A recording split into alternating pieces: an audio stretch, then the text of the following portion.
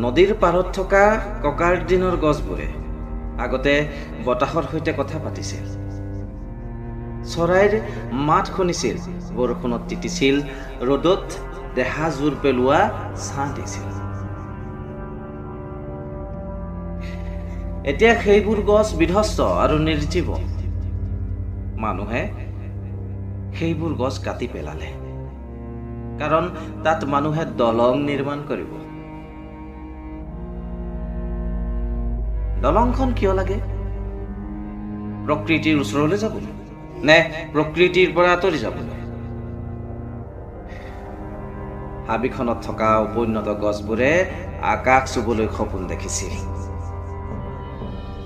সেইবোৰ গছ পৰিণত হোৱাৰ আগতেই মানুহে কাটি পেলালে, কাৰণ মানুহে তাত উদ্যোগ গঢ়ি তুলিব। শিপা কাটি গ'ল, ডাল ভাঙি গ'ল, গছবোৰৰ সপোন চূৰ্ণ বিচূৰ্ণ হ'ল। গছত বাস কৰা চৰাইবোৰ বাৰু কলৈ উৰি গ'ল? শিপা কাটি গ'ল, ডাল ভাঙি গ'ল, গছবোৰৰ সপোন চূৰ্ণ বিচূৰ্ণ হ'ল।